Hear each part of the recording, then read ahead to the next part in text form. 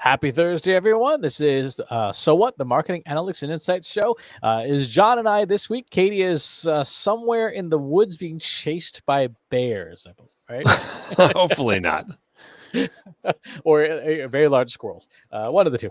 So this week, in her absence, we're going to spend some time talking about building marketing strategies with frameworks. One of the things that a lot of folks in marketing seem to have a struggle with is, particularly this time of year, is putting onto paper what the strategy is going to be for the next year. And having some kind of framework is a good way to start building out that strategy. It gives you something other than a blank sheet of paper, that lovely paralyzing feeling of, I don't know what we should be doing this year. Coming. So we're going to take a look at two frameworks, a tactical framework called Traction, and then a strategic framework, SWOT Analysis. So John, want to get started off with, what is Traction other than something you're in when you severely injured yourself? Yeah, right. We're not talking about therapy here. We're talking about trying to get some actual movement, get things growing and running. The whole Traction framework was basically taken from Gabriel Weinberg and Justin Mayers. They wrote a book called Traction a few years back. And yeah, it was ridiculous. It covered everything you could do on the marketing and sales fronts. And I have a bittersweet relationship with it because I had just done B2B Marketing Confessions, and their book was just better. Like, if I had to suggest one book to buy, I'd be like, no, buy Traction first, then buy their book. Because I had a lot of the campaigns and things right, but they got it right with the framework. They came up with a framework that makes it very easy to understand and easier to put to use. And so that's what we'll talk about for a couple minutes here, just to get you on board. There's three big components to their strategy. And the first is the 50-50 rule, which is just that you should be spending half your time trying to grow the business. Half is working on the product to make the product better, what you think it needs to be, but the other half needs to be spent on growing the business. And the pitfall for that is always, the build it and they will come argument. People think that, if you build the best product, you're going to win in the marketplace. And unfortunately, history is littered with fantastic products that, didn't make the out into the wild, usually because somebody was cheaper and faster. And so as a result, society as a whole has a crummier solution, even though better products tried and worked. And yeah, the Traction framework, I should say too, was actually built upon research with a bunch of VCs and with hundreds of startups. They went back after, the funds had closed down and said, okay, which one succeeded and why did they win? And 50-50 is one part of it, the ability to put enough work into growing the business. So that's one. So from there, you're okay, what do you do with that other 50 when you need to figure out how to grow the business? And the second component of that is called the Bullseye Rule. And that rule is that you only want to pick 3 channels to work in when you start at the very beginning. A big mistake that everybody makes is, they get a $50,000 marketing budget, and so they sprinkle it around in 50 different little buckets all over the place. And anybody who's been through, more than one rodeo knows that that's just complete disaster and a headache that's going to kill you.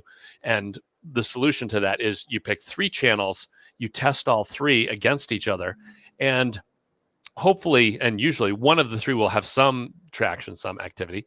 And the second one, maybe you want to try for another round. And the third one, usually you drop.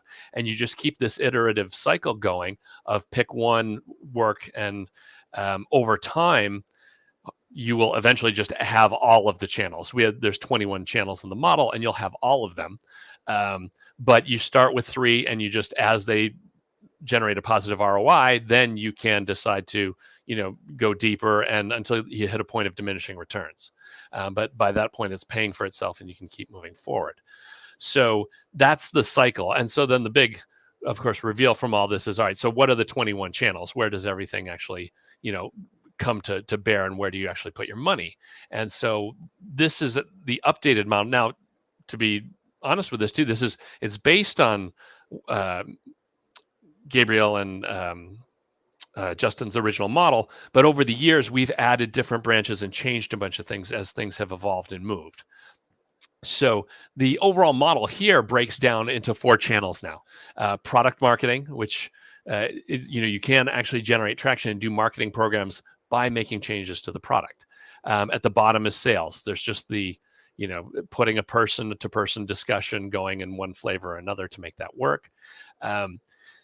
Marketing analytics is its own branch because we are now at this stage where the analytics that you're doing not only justify what's working and not working, but you can actually get competitive advantage if your marketing analytics has moved farther enough down the as part of your model and as far as what you're doing. And we can dig in more to that. And then pretty much everything else, all the classic marketing stuff. For that, we've grabbed SpinSuck's Ginny Dietrich's Peso framework, which is paid, earned, shared, and owned. But basically all the content that you create, the content creation is its whole huge branch of the tree. And a lot of these efforts can take a lot of time and resources to become to generate positive ROI and get things moving. But so with this list here, you would end up picking 3 out of here for your start to get going and continue to work through the table as you go. How do I know which 3 to start? There's a lot in here. There is, and this is one thing that they make no bones about this, is that there's no way to know. You have to jump in there and just start doing it. You have to start running these programs. And the good thing is, like with social and display ads, right? You can run ads for a week. You can put $400 into it in a week and just see if it gives you any lift or not. And that'll, let you decide whether you want to go forward with it or not. Now, most products are going to be having some kind of website, right? So you basically, by default, are going to be doing some SEO and some content on the website. Most businesses are going to try and build their community around email marketing. So you're going to have some kind of email functions going on. So that's 2 right there. So you really have very little wiggle room as you get started. It's going to be challenging to narrow it down to 3 and figure out which way to go. The only other thing that they were very clear about is it tends to happen that whenever you go into any organization, if you go to the whole team and say, okay, what should the 3 be? Usually 2 of the 3 everybody's in sync on. People know that, yeah, these are the things that we're doing right now that are working. And so it's the 3rd one that you have to go. But again, you can do, because you're small and agile, 1 week cycles. Try something for a week and see if it does anything. And if it doesn't, well, then you rotate 1 of the 3 out and just keep working your way through the pile. But so this is great because it gives you, at the beginning of the year, you can say, okay, here's what we've got in mind. Here's how fast the cycles are going to be. Maybe map out the next 3 or 4 you want to test as things fail, and at least gives you a structure, of what to do and where to go on that. And yeah, I can start to drill down further and we can kind of define these, unless, I don't know, Chris, is there a better way to go or any questions? Yeah. So let's pretend, I'll make up something. I've got a new book coming out, right? I've got a new book, and it's okay. Whatever. How do I use this to make my dreams come true of that book being an Amazon top seller? Right. Well, so for you, for what you've got going on, obviously email marketing, right? You've got the Almost Timely list is massive. So that you just absolutely have to run. Let's pretend I got none of that. Really? It's ground zero. It's a startup. I got a brand new book, Pokemon for marketers, right? And no one's ever heard of me in the Pokemon space. What do I do? I've got the book. I'm sure it's gonna be pretty good, right? Snorlax is comparable to your nurturing campaigns, stuff like that. How do I take this and turn it into something useful? Yeah. So if you're starting from ground zero, one place that is pretty easy to start is usually search engine marketing and social and display ads. So at least just get one of the SEO tools, run it through it, find out where are the websites that people are talking about this stuff. How hard is it going to be to, if you write 10 articles, are you going to get any traction on that? And, are people actually going to read your stuff? Do they want to hear about it? And then you can just force that traffic with ads. You want to take and buy a couple topics and throw them out there. And yeah, for something like a book, in fact, most of the most effective people I see in this front, they don't even write the book. They just start running ads for a couple weeks and say, hey, pre-order this book. It's about, do you love having Carmelian, decide your search strategy. Go ahead and pick here. And what they'll find is, some topics, yeah, you think they're cool, but you get absolutely 0 hits on the ads. And the other one, you do have, go to the landing page, sign up to be notified when the book is published, which is, you make some date that you're lying about that, you hope you're going to hit, but you're going to be 6 months late because books are always late. But by mining out ads is the way to at least get some instant feedback on where that's going. So does that belong in product marketing then? Well, that's you hit a great point, and this stuff is really pretty mushy. The big thing is that you pick three and you stick with it, but kind of everything overlaps. Like search engine optimization, yeah, that's marketing analytics, but really a ton of that is driven by content. Like you do have this, the site structure and technical issues, but then a lot of that falls under the content marketing publishing text. So they can be all over the place. And yeah, they tend to kind of leach out of their buckets as they go. But yeah, you pretty much, again, the key is to like pick three things to run with. The most important thing you don't want to do, if you're a marketing team of like one or two, you don't want to be checking in on 10 programs, Right. because a big part of that is that the trend that they saw over and over again is that these marketing programs have steep learning curves. Somebody who's done, social and display ads for a specific topic for 6 months is, 30 to 100 times more effective at running those ad campaigns than somebody that's doing it for the first week and the first time. You just learn so much as you go that starting really small and just getting super good in single channels is way more important than sprinkling money around all over the place and just praying that stuff digs in. For the book one, like events could be key. If there's a community, obviously for Pokemon, if you can, back in the day, in the time before when we used to go places, you could go to Pokemon Go events and things like that, and you'd have, give away a coupon for the book or whatever, and that could be a huge successful thing for you. On the book. Oh, go ahead. How does the product marketing section fit into this? So like I got the book, Pokemon for marketers, whatever. Like how do those pieces in that blue relate to it? Right. So the big thing with the product marketing branch is, and it's at the top because these can be the most effective activities. Is there anything you can do with the product so that it will organically spread?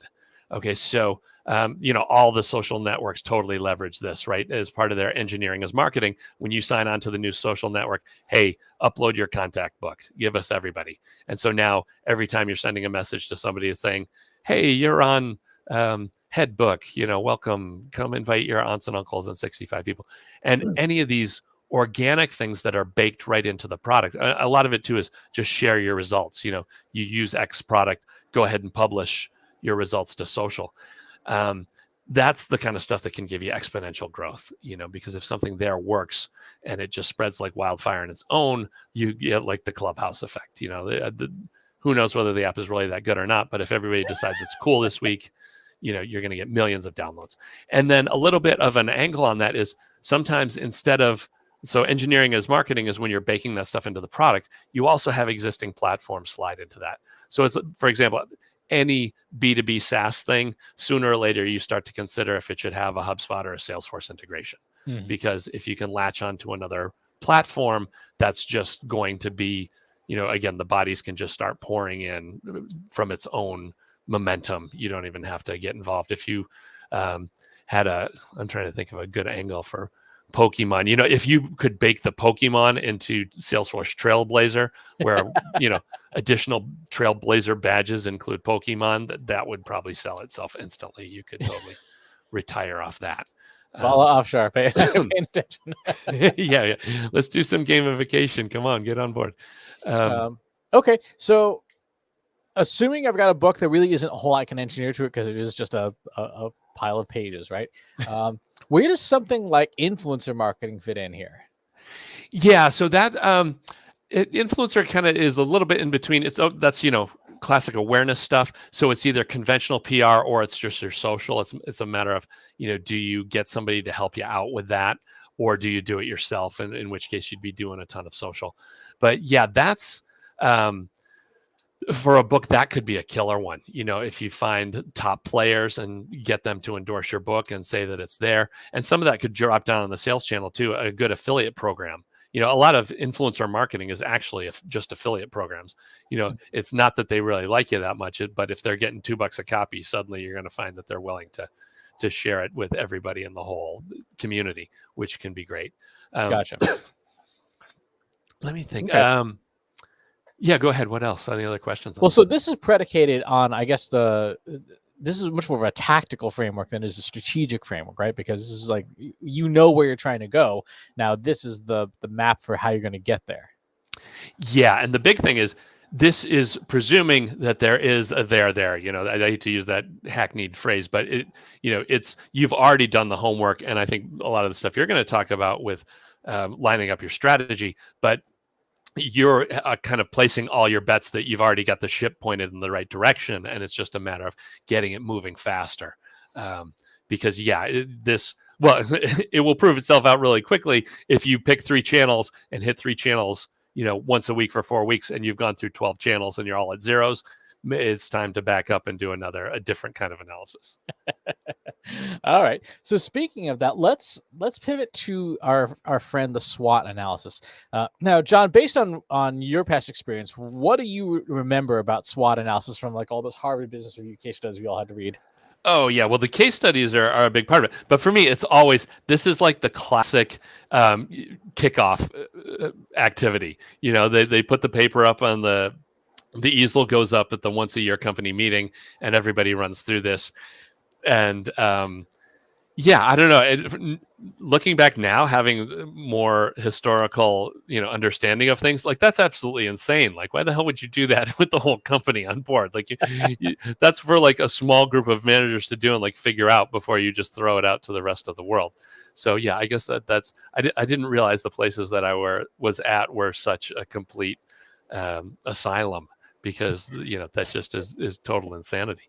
I think the other thing too, I know you and Katie have done a bunch of stuff with this, and most people don't do it properly. They screw up the threats and the opportunities. So I'm interested in you giving me the kind of the actual method that works, so we can get deeper. Well, let's do the grumpy old man complaining about the world first. So this is an example. This is from a former team at an old company. This is a SWOT analysis somebody put together for starting up a new financial planning blog. And in that initial planning meeting, this team and the people who were on, I was a neutral observer, let's say, and this is what they came up with for the strengths, weaknesses, opportunities, and threats, which is what SWOT stands for. And they identified the strengths of this new blog content product. They have good subject matter experts and skilled writers on staff. The weaknesses: they had no advertising plan and unclear hosting. Namely, like they didn't know where they're going to make this thing live on their company's website. The opportunities were unique perspective, new spin on financial planning, and the threats were saturated market for financial blogs. Now, I'm going to tell you off the bat, this fails. This is an F. But what do you see here, John? Yeah. Like this is all they're looking at their own company and saying, hey, these are our strengths, our weaknesses, our opportunities, our threats. You're supposed to be applying this to the market. Like this is what's happening in the world. And the opportunities are like, here's the things we can grab. And the threats are, here's the other people that are trying to grab it or structural problems with getting there. It seems like this is just this is more psychologist couch stuff than actually looking at what's going on in the market. I'm going to actually take it a step even further down than that. This is a SWOT analysis. Let's go ahead and actually draw one up here. We're going to do the standard 2x2 matrix, right? Which is every consultant's favorite. And we're going to do strength, weakness, opportunity, and threat. Here's mistake number one people make with SWOT analyses. They think it is just sort of this big amorphous thing. This is not what this is. SWOT analysis is you versus one other competitor. Because in order to be able to clarify strengths, weaknesses, opportunities, and threats, you need to have it be that specific. It is you versus one competitor of some kind. So that's mistake number one. You can't even really do it with the marketplace because the marketplace is kind of this big amorphous thing. It's like you and this other thing. So that's number one. Number two is, let's go change colors here. You're right. Strengths and weaknesses, that's us, right? So if I've got a new Pokemon book, right, that we've got a new podcast, or we're a consulting agency. What are our strengths, the things that we're good at? What are our weaknesses, the things that we are bad at? And these are the things that are theoretically under our control. So if I'm putting out, we've got a marketing podcast, right? Like Marketing Over Coffee, our strength. is that we've been doing this show for, one of our strengths, we've been doing the show for 15 years now. We've amassed a large audience. We have a consistent format and a publishing schedule. These are all things that our customers would find valuable. Our weaknesses, we probably don't advertise enough, right? We don't really, because it's not a full-time job, we don't have a full-time marketing plan behind it, right? We just kind of do things.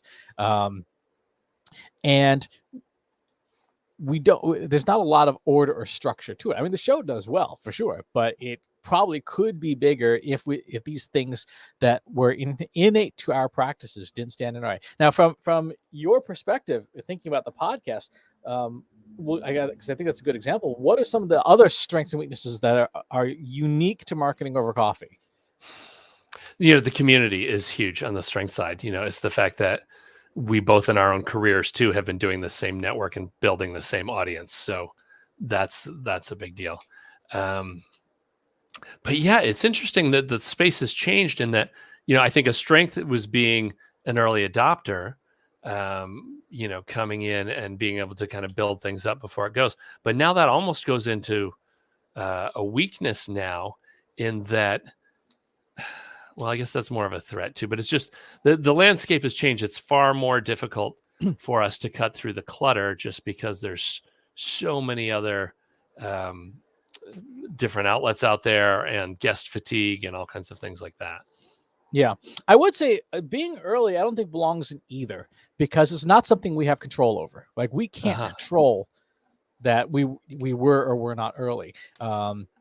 And in a lot of ways, it doesn't really matter. Our community absolutely is under our control. How much we choose to do our community to nurture our community. The same is true for like the analytics for marketers Slack. We have that community is an advantage, it's a strength, but it is also something that we have to actively work on. It just doesn't happen. Our audience, same thing. So what other things under our control do we either have? Do we do well or do we do poorly? Yeah. Community can even be sliced up a couple of ways because it's listeners and then it's also guests and experts. We have a Rolodex of people that can come on as guests and are willing to talk to us. And then, yeah, we do have track record of, understanding what makes a great story and puts together a compelling episode. You could call that hosting skill or whatever you want to call that. But that is definitely something that we kind of already know what works and doesn't work compared to a lot of the other stuff out there. What would you put on the weakness side? Yeah, I was just thinking of a weakness. Again, it's a weakness that we have control over and could make easier. Yeah, I get, just pure on budget. If we were to, have a market, a 6-figure marketing plan to promote the thing, that would be a big deal. Also, I've always wanted to do more work as far as becoming part of a network, do we need to, is it possible to, and the whole space is going through this, but it just seems obvious that if 6 or 7 shows on similar topics could align and they would just benefit from doing that kind of stuff, but there's just not enough. I don't know. For most properties, it's just too much of a struggle just to get the show out the door. So there's not enough strategy going on. Right. Yeah, I would put that into partnerships. Okay, now let's pick a competitor, so a competing show for whom we compete with audience with. Technically, in the podcasting space, that's literally everybody else, right? So that's Joe Rogan, that's all the entire space. Let's pick one in particular. I'm going to go with Gary Vaynerchuk because easy, prominent person, and that's going to be our competitor. Here's where SWOT analysis goes wrong.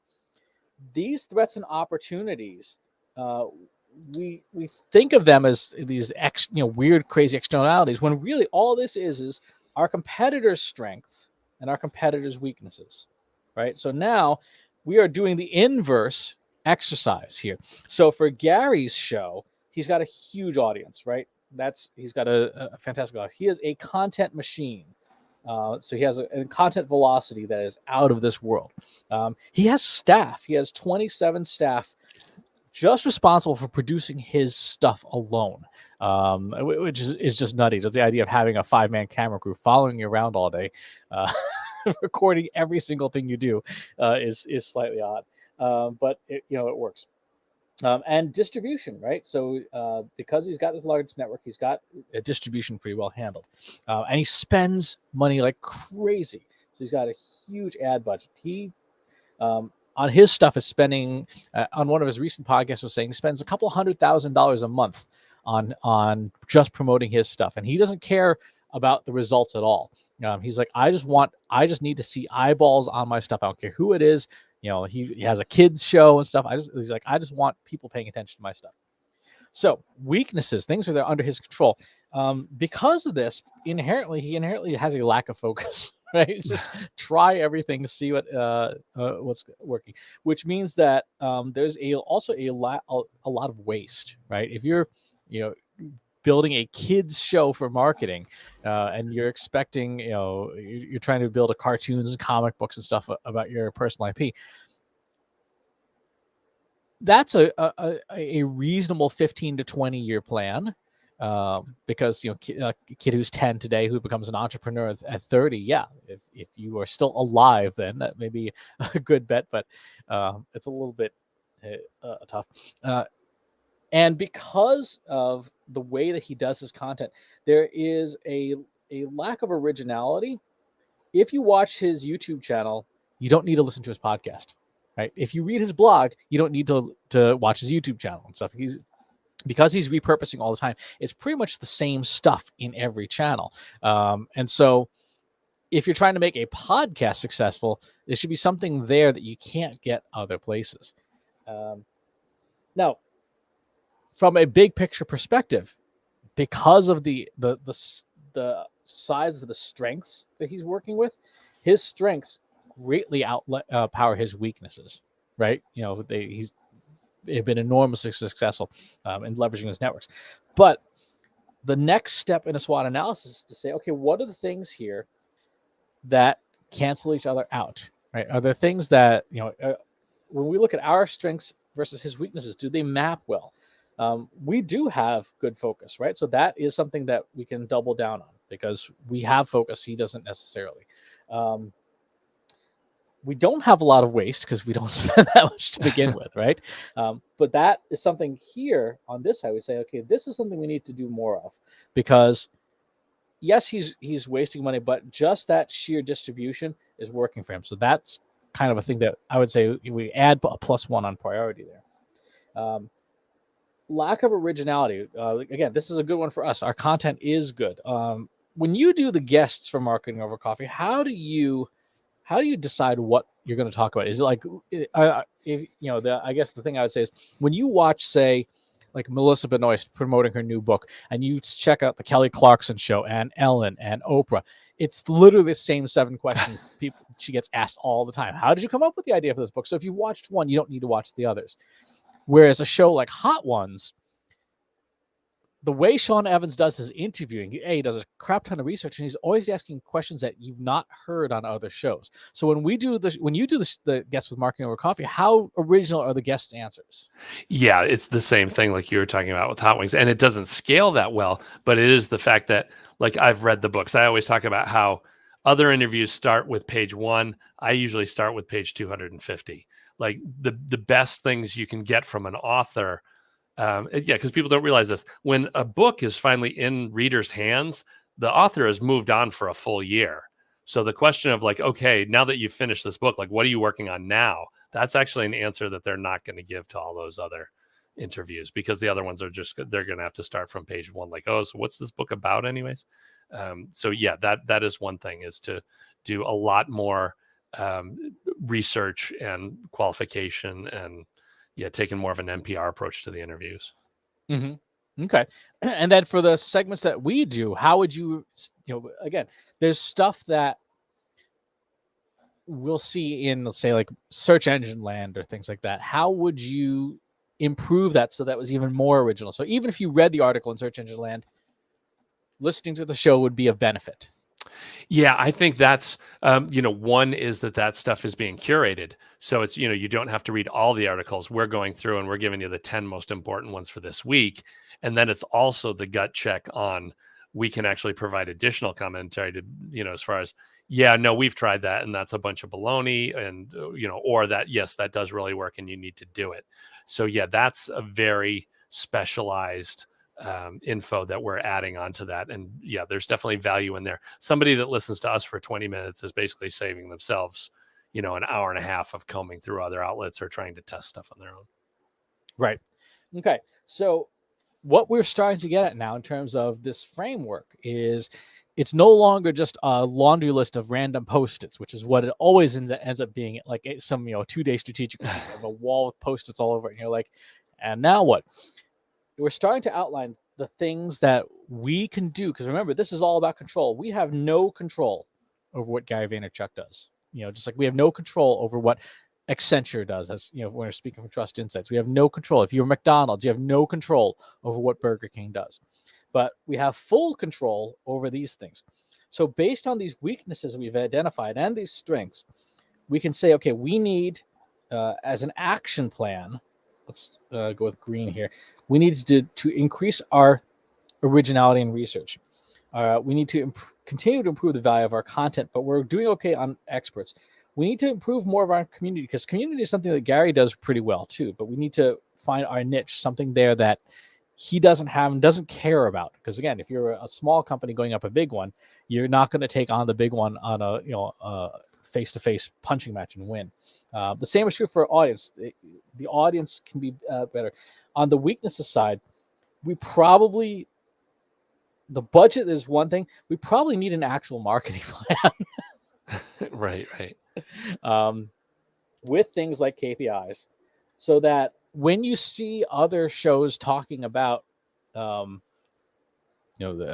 size of their audience, we can differentiate and say, yes, we have 20,000 listeners. We don't have 20 million, but 15 of those 20,000 are the buyers for the people who choose to advertise with the show. So if the goal is to make money, we can say, yes, it's not as big, but it is substantially better quality than a different show. What else would you say prioritize here on the weaknesses side? I think that's pretty tough, because as I'm going back now, even though we don't have the classic business plan, there has been, I am picking off the 3 campaigns because we've been doing PR, over the past 2 years now. I've actually been doing paid interviews on other casts. And so we're starting to figure out if that works or not. Paid ad campaigns have been running over the past year. So that's been working. And then after that, it's some SEO, keeping the website in order. But I think, and that's actually one that can go up on the strengths is, having 15 years of posts up on the website. There's a ton of content up there. And so, maybe 20% of the transcripts have been done. Like the rest of the transcripts need to be done. There's other things that we need to do to generate more traffic to the site and to get that going. Other action stuff. I do always have my ear to the ground with partnership stuff, but that's not entirely in our control. I'm not going to start up the partner program myself, that's for sure. So it's more just a listening thing. Yep.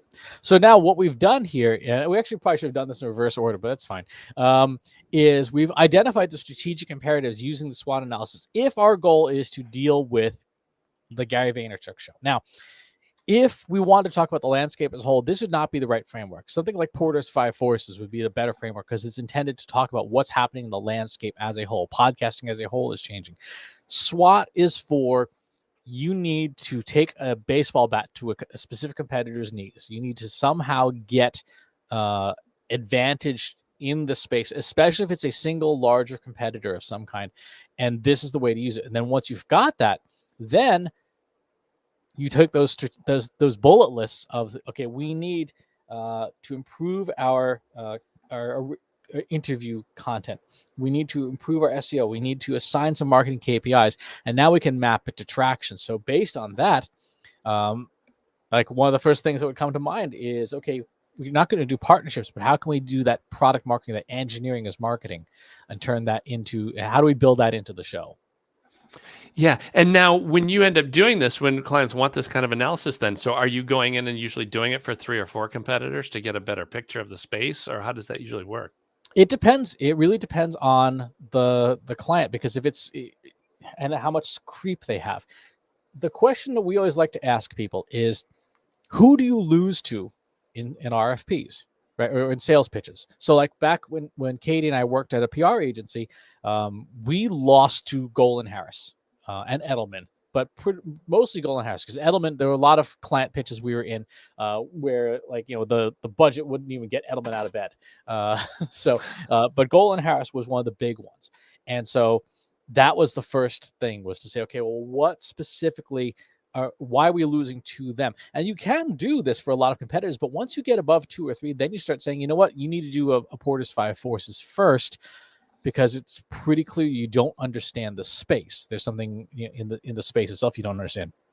And then once you understand the space, your SWOT analysis gets better, because you can discount all those distractions that are in the space and say, okay, what specifically does this competitor do in the context of the field that they're doing better, that we're losing to them on sales pitches?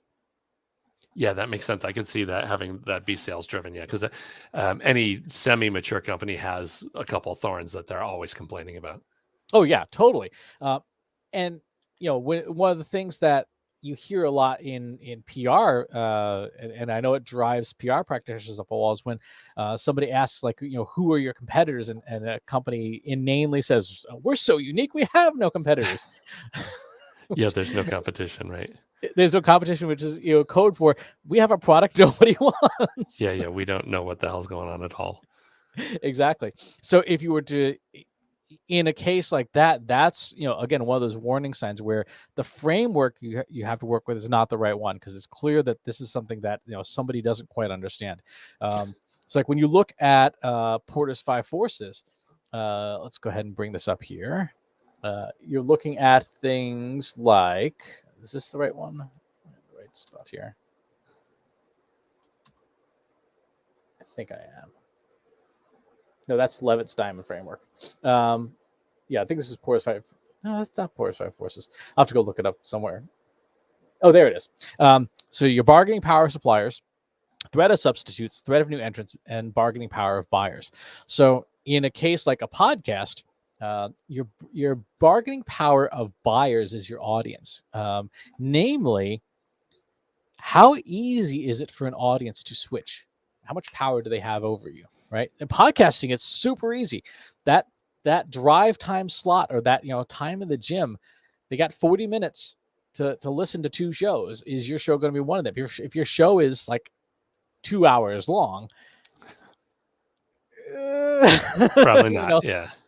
You are at risk to that bargaining power of buyers. The same for threat of substitutes, right? Again, is there another show, and this is where your unique selling proposition comes in, is there another show that does what you do, but does it better, faster, cheaper? With podcasts, it's a quality issue, right? Like you were saying with interviews, and this goes back to that SWOT analysis. If the quality of the interview is so good that you can't get that anywhere else, you're going to watch that. Again, I look at Sean Evans and Hot Ones. Hot Ones is a brilliant show because nobody else can do that. Even if you were to come up with like a ridiculous, like, similar concept, like, you have to cut onions for an entire hour while we ask you these questions. It comes across as a terrible knockoff, as opposed to like, okay, let's torment people we know or people we're familiar with as celebrities by making them eat increasingly, spicy food, and then try to keep their composure. There's very little threat of substitute there. Yeah, no, they've totally locked that down. That show is amazing. Exactly. And so with a podcast, it's like, okay, are there threat of substitutes? Yeah, there's a ton of threats. The bargaining power of suppliers is an interesting one for podcasting, because there isn't really a supplier in the traditional sense, but for us, and this goes back to what you're saying earlier, SEO is a big deal, right? And this is where an attribution model is really important for your marketing, because your attribution model is your supplier model. I say it again, your attribution model is your supplier model. The channels that are in your attribution model are supplying you with audience. That, as a marketer, is your raw material, attention. So what bargaining power do suppliers have? That's really interesting, though. Yeah, because so that kind of goes into the idea, of what Gary Vaynerchuk is doing. Like, he has this huge machine with millions of people in it. So his bargaining power with his suppliers, his suppliers are serving it up to him easily. Whereas trying to generate that crowd, that's an interesting point to think about too. All the celebrity podcasts, they show up with a crowd behind them, so that the money that they have to put into that to make that work is just significantly less. Well, except in Gary's case, he has to spend a couple $100,000 a month to keep that audience, right? So his suppliers actually have a fair amount of power over him.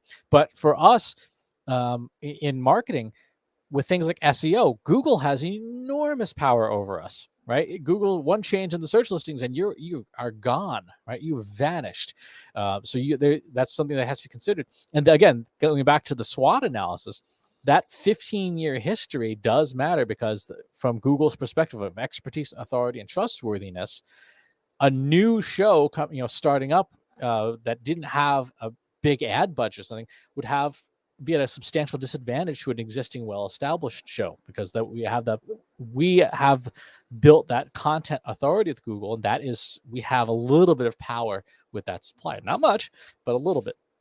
And then, of course, the threat of new entrants has been the story for the last 4 years in podcasting, because every person and their cousin has attempted to start a podcast. Now, the good news is they last for 3 episodes for the most part, and they're like, "Oh, this is a lot of work." Yeah, it's free to start a bad podcast. Exactly. So Porter's 5 Forces is a model I think you should probably do before you do a SWOT analysis, so that you understand, what does the landscape look like? How much of a buzzsaw are we walking face first into? And then once you've done this, then you do a SWOT analysis that helps you understand that specific competitor. Then you have you from your SWOT analysis, you pull all those pieces out. That's your punch list that goes into traction. Yeah, I like it. It's a full ramp. That's enough you can at least convince your boss you have some idea, what the hell you're doing for 2022.